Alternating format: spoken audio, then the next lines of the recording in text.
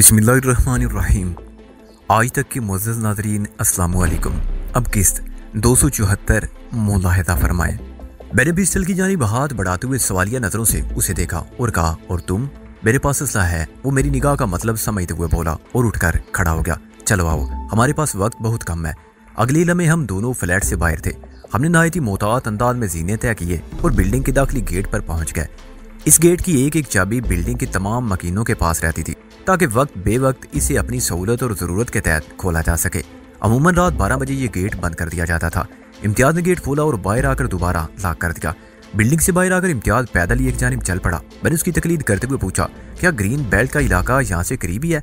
उसने बताया, तारक रोड और ग्रीन बेल्ट एक ही इलाके यानी PECLHS में वाक़ हैं, लेकिन उसका ये मतलब नहीं कि हम वहाँ तक पैदल जाएं। दोनों मुकामात के दरमियान 15-20 मिनट की ड्राइव है और हम तो मैंने दानिस्ता जुमला अधूरा छोड़ दिया। वो मेरे जुमले की तह तक पहुंच गया। जल्दी से बोला, हम एहतियातन थोड़ा पैदल चलेंगे भाईजान, तुम फिक्र ना करो। उधर कैफे DG खान के नज़दीक हमारी एक गाड़ी तैयार खड़ी है। 2 गलियां घूमने के बाद हम कैफे DG खान के पास पहुंच गए। इम्तियाज़ एक येलो कैब की तरफ बढ़ते हुए बोला, आओ भाईजान, हम इस गाड़ी में जाएंगे। येलो कैब हमारे अंदर बैठती स्टार्ट हो चुकी थी। ड्राइविंग सीट पर एक ड्राइवर सूरत शख्स मौजूद था। हमारे बैठते उसने येलो कैब आगे बढ़ा दी। मैंने इम्तियाज़ को मुखातिब करते हुए कहा, क्या हम इस टैक्सी में ग्रीन बेल्ट तक जाएंगे? ये देखने में एक टैक्सी है, इम्तियाज़ ने बताया, मगर हमेशा प्राइवेट इस्तेमाल में रहती है। जावेद को अपना ही बंदा समझो, उसने ड्राइवर की जानिब इशारा करते हुए कहा। वैसे हम जिस किस्म के मिशन पर जा रहे हैं उसमें टैक्सी का इस्तेमाल ज्यादा मौजूद रहता है। Yellow cab main Tarak road को छोड़कर शायरा कायदीन पर पहुंच गई। मैंने इम्तियाज़ से पूछा, यार तुमने ये नहीं बताया मीर बख्श का सुराग तुमने कैसे लगाया है? ड्राइवर जावेद को इम्तियाज़ अपना ही बंदा कह चुका था, इसलिए उसकी मौजूदगी में मीर बख्श का जिक्र किया जा सकता था। इम्तियाज़ ने मेरे सवाल के जवाब में बताया, ज्यादा तफसील सुनाने का तो अभी वक्त नहीं, मुख्तसरन इतना जान लो कि मैंने आज सुबह ही मीर बख्श की तलाश शुरू कर दी थी। मियां जाहिद हुसैन और उसके गुर्गे मेरा खुसूसी टारगेट थे। बिलाखिर मेरी ये तलाश कामयाब रही। मेरे एक साथी ने थोड़ी देर पहले इतला दी है कि मीर बख्श इस वक्त ग्रीन बेल्ट वाले बंगले में मौजूद है। एक लम्हे का तवक्कुफ करके उसने मेरी जानिब देखा और पूछा, कहो भाईजान, ये सरप्राइज तुम्हें कैसा लगा? फैंटास्टिक, मैंने पुरजोश अंदाज में कहा। येलो कैब ने शायरा फैसल को अबूर करने के बाद एक सर्विस रोड पकड़ ली। फिर चंद गलियों में से गुजरकर वो रेलवे लाइन के करीब पहुंच गई। खिलाफ मामूल हमारी गाड़ी ने रेलवे लाइन को ऊपर से क्रॉस करने की बजाय उसके नीचे एक पुलिया में से राह ली और दूसरी जानिब पहुंच गई। हम लोग मार्केट में से गुजरे, फिर चलने में एक नाले के साथ साथ सफर करते रहे। अब हम ग्रीन बेल्ट के इलाके में थे। इम्तियाज़ ने गली के कोने पर येलो कैब रुकवा ली और जावेद को वहीं इंतजार करने का कहकर गाड़ी से नीचे उतर आया। हम कदम से कदम मिलाकर चल रहे थे। इम्तियाज़ ने सरगोशियाना लहजे में कहा, इस बंगले का मेन गेट दूसरी गली में है, हम इस वक्त बंगले के अगली गली में हैं। तुम ये बात तो समझ गए होगे कि हमें बंगले में कहां से दाखिल होना है? अच्छी तरह समझ गया हूँ यार, उसने कहा। मेरी आखिरी इतला तक मीर बख्श जिंदा था, हमें उसे यहाँ से जिंदा ही लेकर जाना है भाईजान, चाहे उसके लिए हमें मियां जायद के आदमियों की जिंदगियों से क्यों ना खेलना पड़े। जिंदगी और मौत की बिसात मियां जायद ने बिछाई है, मैंने गंभीर आवाज में कहा, और इस बिसात पर मुझे खेलने की खुली दावत भी दी है। खेलूंगा तो मैं जरूर और खुल कर खेलूंगा। तुम्हारे अज़ाइम में खासी संगीनी महसूस कर रहा हूँ। इम्तियाज ने चौंक कर कहा, मैं भी कुछ ऐसा ही महसूस कर रहा हूँ यार, मैंने पुरसोच अंदाज में कहा। इम्तियाज एक बंगले के पिछवाड़े रुक गया और मेरी जानिब देखते हुए बोला, हम इस बंगले के अंदर दाखिल होना है, मीर बख्श यहीं पर है। मैंने गली की दोनों जानिब दूर तक निगाह दौड़ाई, हर तरफ खामोशी का राज था। ये जो कि एक अगबी गली थी, इसलिए स्ट्रीट लाइट्स का दूर दूर तक नामो निशान नजर नहीं आता था। ये एक तरह से हमारे लिए खासा सूतमंद था। रात की गहरी तारीकी में हम किसी की निगाह में आए बगैर अपना काम खुश असलूबी से निपटा सकते थे।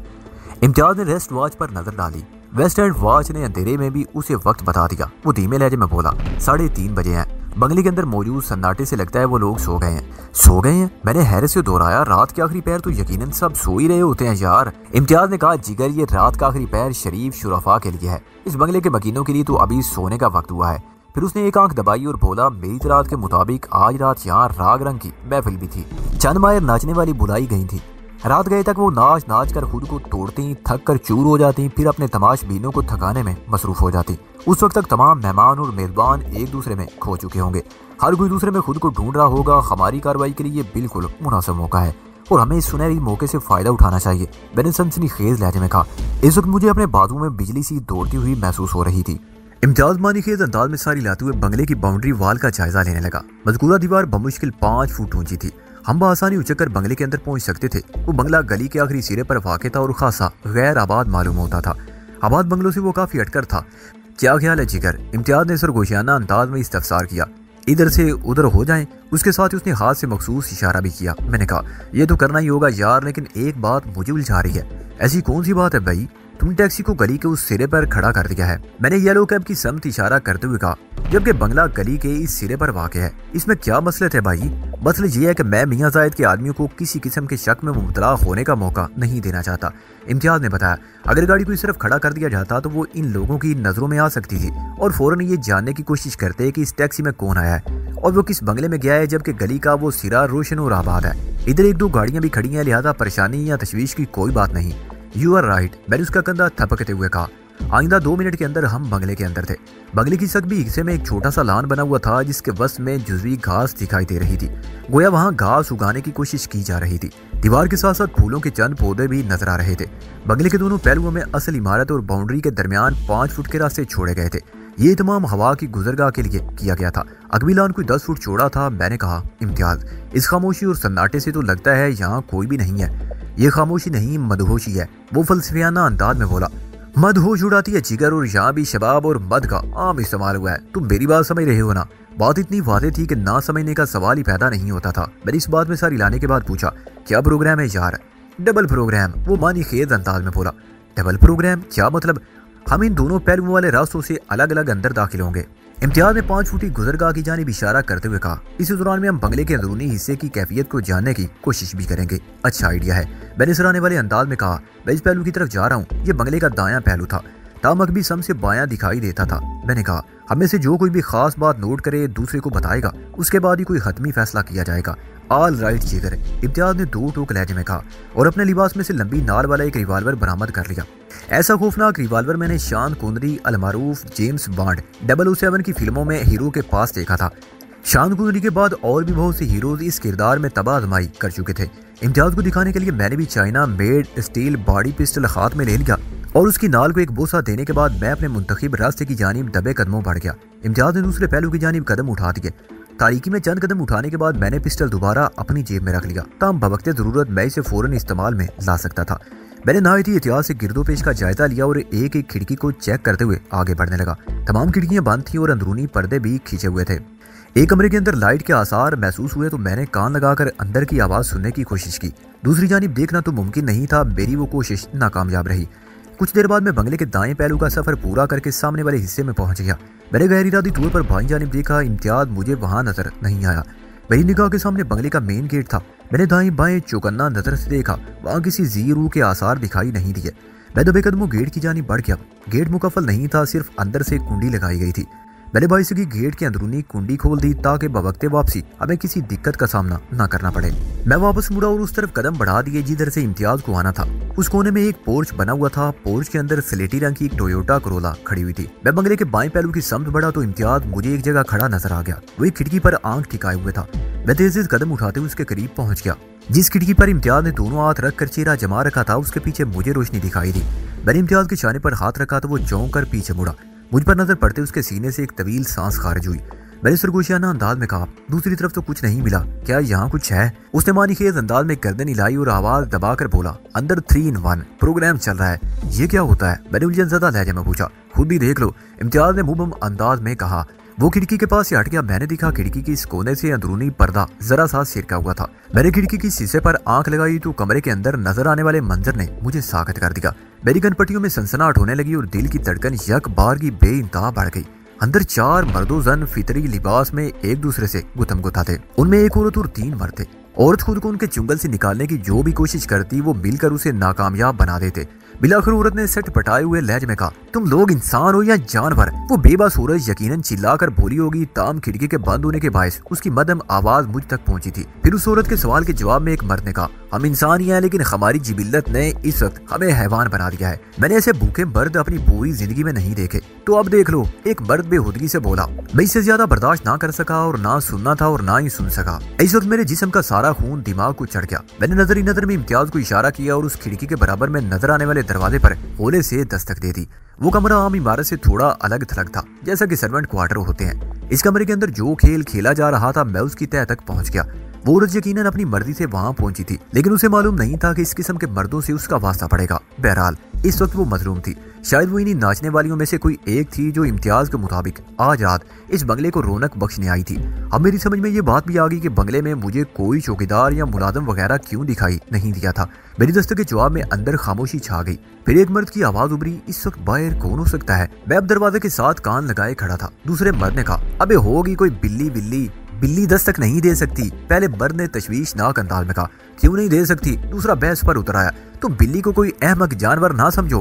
तीसरे ने कहा, तुम दोनों बिल्ली की बहस में पढ़कर अपना वक्त खोटा कर रहे हो। सुबह होने में अब ज्यादा देर बाकी नहीं, मीना सुबह होते ही यहाँ से चली जाएगी और अभी तो हमने। पहले ने तीसरे की बात काटी और बोला, मीना चली गई तो वो दोबारा भी तो आ सकती है, मगर हमारी जान चली गई तो वापस नहीं आएगी। इस दस्तक को नजरअंदाज नहीं करना चाहिए। अबे बुज़दिल कहीं के। दूसरे ने कहा, मर्द होकर इतना डरते हो, पता नहीं साहब ने तुम्हें अपने पास मुलाजम क्यों रखा है, और वो भी चौकीदार और गार्ड की मुलाजमत पर। इस वक्त तो जब्बार वर्दी में होता है ना, और उसके हाथ में कलाशनकोव भी होती है। तीसरे ने तंजिया अंदाज में कहा, और इस वक्त बेचारा ना यूनिफॉर्म में है और ना ही उसके पास कोई हथियार है। मीना नामी उस पेशावर औरत ने गहरी चोट लगाई। इस कंडीशन में तो ये जिबिल्ली बहादुरी का मुजाहरा कर सकता है। तुम लोगों को मजाक सूझ रहा है, जब्बार नामी चौकीदार ने कहा। मैंने वादे तौर पर दस्तक की आवाज सुनी है, हमें पहले बाहर जाकर देख लेना चाहिए, पूरे इत्मीनान के बाद ही। जब्बार ने दानिस्ता जुमला अधूरा छोड़ दिया। उसको बुज़दिली का ताना देने वाले ने कहा, इससे पहले कि तुम हम में से किसी को दरवाजा खोलने के लिए कहो, मैं तुम्हारी मुश्किल आसान कर देता हूँ। मैं जानता हूँ ये काम तुम्हारे बस का तो है नहीं। उस शख्स ने जब्बार की मुश्किल आसान करने की बात की थी, यानी वो खुद दरवाजा खोलकर बाहर झांकना चाहता था। बालफाज़े दीगर उसने मेरी मुश्किल आसान कर दी। अब मुझे ना तो दरवाजा खोलने की जरूरत थी और ना ही दरवाजा खुलवाने के लिए मज़ीद दस्तक की। मैं बनकर पूरी तरह तैयार दरवाजे के सामने खड़ा हो गया। दरवाजे की अंदरूनी कुंडी गिराई गई, फिर हैंडल घूमने की आवाज आई। जैसे ही दरवाजे के पट ने फ्रेम को छोड़ा, मैंने एक डबल हैंड पुश दरवाजे पर रसीद कर दिया। दरवाजे का पट अकब में मौजूद शख्स के मुंह पर बढ़ा। जरब इतनी जोरदार थी कि वो तकलीफ की शिद्दत से बिलबिला उठा। इसी दौरान में हम दोनों कमरे के अंदर दाखिल हो चुके थे। इम्तियाज ने दरवाजे को अंदर से बोल्ट कर दिया। इम्तियाज के हाथ में लंबी नाल वाला रिवॉल्वर देकर औरत की चीख निकल गई। उसने बड़ी सूरत से बेड शीट को खींचा और सतरपोशी में मसरूफ हो गई। मुंह पर दरवाजे का पट खाने वाले के होंठों से खून जारी हो गया। दूसरे दोनों अफराद डरे सहमे एक जानिब खड़े थे। इस वक्त वो इतने खौफजदा थे कि उन्हें अपनी बरनगी का भी एहसास नहीं था।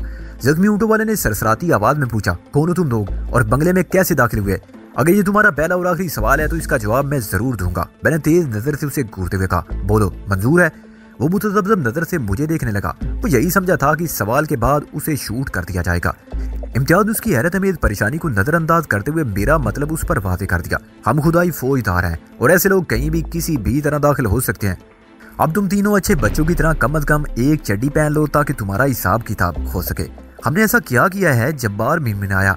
इम्तियाज उसके गाल पर उल्टी हाथ का थप्पड़ रसीद कर दिया और खून ख्वार लहजे में बोला, तुमने सुना नहीं बास ने क्या कहा था? पहला और आखिरी सवाल और तुमने ऐसा वैसा जैसा तैसा सब किया है। इम्तियाज ने मुझे बास जाहिर कर दिया। वो तीनों रिवॉल्वर की जद पर अपने लिबासों को तलाश करने लगे। बेडशीट में नीम लिपटी हुई मीना ने मेरी जानिब देखते हुए पूछा, मुझे तो सवाल करने की इजाजत है ना, पूछो क्या पूछना है तुम्हें? मैंने करख्त लहजे में कहा, कहीं तुम लोगों का ताल्लुक पुलिस से तो नहीं? इम्तियाज उसकी बात का जवाब दिया, तुम जैसी औरतों का धंधा तो पुलिस के ताउन से चलता है, तुम्हें पुलिस वालों की क्यों फिक्र होगी? वो तो इस तरफ आंख उठाकर भी नहीं देखेंगे। आज की आमदनी में से उनका हिस्सा तुमने यहाँ आने से पहले पेश की उन्हें पहुंचा दिया होगा। मीना बुखला सी गई। वो डलती हुई जवानी की तवाइफ थी। उम्र लगभग 45 साल रही होगी, ताम उसने खुद को फिट रखने के लिए खासी मेहनत की थी और 35 से ज्यादा की नहीं लगती थी। इतनी देर में इम्तियाज ने तीनों मर्दों का मुख्तसर इंटरव्यू लिया। उनमें एक तो वही बुज़दिल चौकीदार जब्बार था, दूसरा खुद को बहादुर जाहिर करने वाला ड्राइवर था, उसका नाम हनीफ मालूम हुआ, तीसरा शख्स घरेलू मुलाजिम उस्मान था। बंगले के अंदर इन चारों के अलावा 2 मर्द और 2 औरतें मजीद थी। दोनों औरतें मीना के साथ आई थी और बंगले के अंदर साहब और उसके दोस्त की तफरीह का सामान बनी हुई थी। मीना उनकी मैडम थी जो ज्यादा कमाने के लालच में इन तीनों नदीदों के हत्थे चढ़ गई थी। अंदर मौजूद तीनों औरतों के नाम स्वीटी और रूह मालूम हुए। मीना बड़ी गहरी नजर से मुझे देख रही थी। वो घाघ औरत मेरे अंदर कुछ तलाश करने की कोशिश कर रही थी। बिलाखिर उसने पूछा, मान लिया तुम खुदाई फौजदार हो, लेकिन ये भी तो पता चले यहाँ किस मकसद से आए हो। इम्तियाज ने उसे डांट पिलाई और कहा, अगर बास ने तुम्हें बोलने की इजाजत दी है तो इसका हरगिज़ ये मतलब नहीं कि तुम सवाल पर सवाल किए जाओ। अब अपनी चूंच बांध रखना, वरना मुझसे बुरा कोई नहीं होगा। वो हिम्मत करके बोली, इन तीनों की चाहे तुम खाल नोच लो। उसका इशारा हनीफ, जब्बार और उस्मान की जानिब था। लेकिन मुझे और मेरी लड़कियों को कुछ ना कहना, वरना मेरा धंधा खत्म हो जाएगा। किसी के रोजगार पर लात मारना अच्छी बात नहीं। क्या तुम्हारी लड़कियां भी यहाँ मौजूद हैं? मैंने भोलेपन का मुजाहरा करते हुए कहा। वो जल्दी से बोली, मैं स्वीटी और रूह की बात कर रही हूँ। बीना जैसी औरतें दुनिया की अजीब माएँ हैं जो अपनी मर्जी और खुशी से बेटियों को इस राह पर चलना सिखाती हैं। इम्तियाज ने ख्याल अफरोज अंदाज में कहा, फिर वो गन पॉइंट पर खड़े उन 3 अफराद की जानिब मुतवज्जो हो गया। तुम में सच बोलना किसको आता है? उसने बारी बारी तीनों को घूरा और अपनी जेब में से साइलेंसर निकालकर रिवाल्वर के मुंह पर फीट करने लगा, जिससे उस रिवाल्वर की खौफनाकी में कई गुना इजाफा हो गया। इम्तियाज की इस्तफसार में ऐसी वहशत थी कि वो तीनों भयक ज़बान बोल उठे। मैं उसके साथ ही उन्होंने अपना एक एक हाथ भी ऊपर उठा दिया। बालफाज़े दीगर वो तीनों अपने रास गो होने का ऐलान कर रहे थे। इम्तियाज ने रिवाल्वर का रुख बुज़दिल चौकीदार जब्बार की तरफ किया और सफाकी से पूछा, इस बंगले में तुम चारों और इन चारों के अलावा भी एक शख्स मौजूद है। उसका असली नाम मीर बख्श और फर्दी नाम फरीद है। बोलो, वो इस वक्त बंगले के किस हिस्से में है? जब्बार के चेहरे पर जर्दी खंड गई। वो अपने दोनों साथियों की जानिब देखते हुए लुकना ज़दा अंदाज में बोला, मैं किसी मीर बख्श फरीद को नहीं जानता। ठग की एक आवाज पैदा हुई और जब्बार अपना सीना थामते हुए पीछे की जानिब उलट गया। इम्तियाज के साइलेंसर लगे रिवाल्वर ने उसके दिल में छेद कर डाला। सच बोलने का दावेदार जब द्रोह गोई करता है तो उसका यही अंजाम होता है। इम्तियाज ने दाढ़ से मुशाबा लहजे में कहा और रिवाल्वर का रुख घरेलू मुलाजिम उस्मान की तरफ मोड़ते हुए बोला, मीर बख्शू कल रात आखिरी पैर मियां ज़ैद के होटल से अगवा किया गया था। मैं उसी मियां ज़ैद हुसैन की बात कर रहा हूँ जो तुम लोगों का बास है। क्या मुझे अपना सवाल दोहराने की जरूरत है?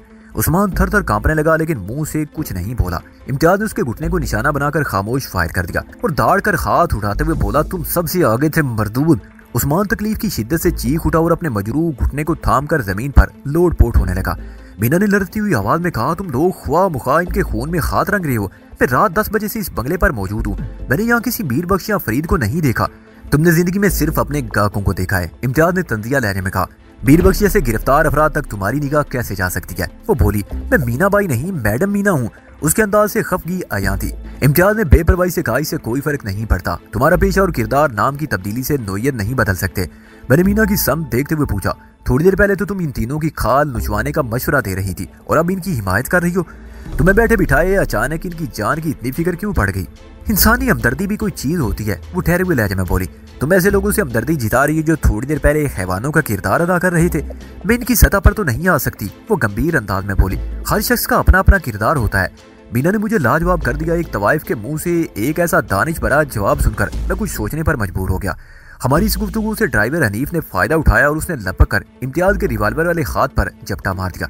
इस अचानक हमले से ट्रैगर पर इम्तियाज की उंगली दब गई और ठक की आवाज से गोली चल गई। उसके साथ ही फर्श पर पड़े हुए उस्मान की जिंदगी का चिराग गुल हो गया। रिवाल्वर की हलाकत खेज गोली उसकी खोपड़ी में जा घुसी। उसके बदन ने 2 झटके खाए और ठंडा हो गया। तुम लोग ठीक नहीं कर रहे, मीना चीख से मुशाबा आवाज में बोली। मैंने आगे बढ़कर इम्तियाज की खबर ली। हनीफ ने उसके रिवाल्वर वाले हाथ को मजबूती से दबोच रखा था। हनीफ ढेल डोल और जिस्म का खासा मजबूत था। मैंने महसूस किया इम्तियाज को इस वक्त मेरी मदद की जरूरत थी। मैंने हनीफ की गर्दन पे हाथ डालकर नेक लाक लगा दिया और एक झटका देकर छोड़ दिया। उसे खांसी का शदीद दौरा उठा और इम्तियाज का रिवाल्वर बरदार हाथ उसकी गिरफ्त से निकल गया। इम्तियाज ने हनीफ को गोली का निशाना बनाना चाहा तो मैंने उसे रोक दिया। एक आध मेरे लिए भी रहने दो यार, मैंने हनीफ के सामने आते हुए कहा। तुम लोग बुरी तरह पछताओगे। हनीफ ने खा जाने वाली नजर से मुझे देखा। तुम 2 बंदों को कत्ल कर चुके हो, यहाँ से निकल कर नहीं जा सकोगे। जो लोग 2 बंदों को कत्ल कर सकते हैं वो 200 और 2000 को भी जान से गुजार सकते हैं। मैंने उसकी आंखों में झांकते हुए कहा, तुम सीधी तरह मीर बख्श के बारे में बताते हो या तुम्हें भी जमीन पर लंबा लिटा दिया जाए? वो मुझे खाली हाथ देकर खासी तकवीत महसूस कर रहा था। दबकी अमेज लहजे में बोला, तुम दोनों ने मियाँ जी के खचार में घुसकर अपनी मौत को आवाज दी है। अब भी वक्त है, ये हथियार फेंक कर खुद को मेरे हवाले कर दो, वरना तुम्हारा हशर बड़ा बुरा होगा। मैंने उसकी धमकी का जवाब हाथ पांव से दिया। 1-2 हाथ के बाद भी वो स्टांस बनाकर मेरे सामने चम गया। उसके जिस्म पर इस वक्त सिर्फ एक पतलून थी। मैंने उसे किक मारने का झांसा दिया और एक नीचा स्टेप लेकर थोड़ा आगे आ गया। वो बला करने वाले अंदाज में थोड़ा पीछे हटा तो मैंने इस मौके का भरपूर फायदा उठाते हुए उसके चेहरे पर एक किक चढ़ दी। वो चेहरे को थाम कर 2 कदम पीछे हट गया। फिर डगमगाते हुए अंदाज में मुझ पर हमलावर हुआ। अब वो तमाम स्टांस और पैंतरे भूल गया और बिल्कुल देसी अंदाज में मुझ पर पल पड़ा। मैंने भी जवाबन स्ट्रीट फाइट के उसूलों के मुताबिक उसकी धुनाई शुरू कर दी, जिसके इख्तिताम पर मेरी एक साइड किक ने उसे दूर उछाल दिया। वो सीधा मैडम मीना की गोद में जा गिरा। वो एक मरतबा फिर बावाज़ें बुलंद चीख उठी। इसी बुखलाहट में वो नीम बरन अभी हो गई। उसी वक्त बाहर से किसी की पुकार सुनाई दी, हनीफ, जब्बार, तुम कहाँ मर गए हो हरामजादो? मैं तुम्हें पूरे बंगले में तलाश करता फिर रहा हूँ।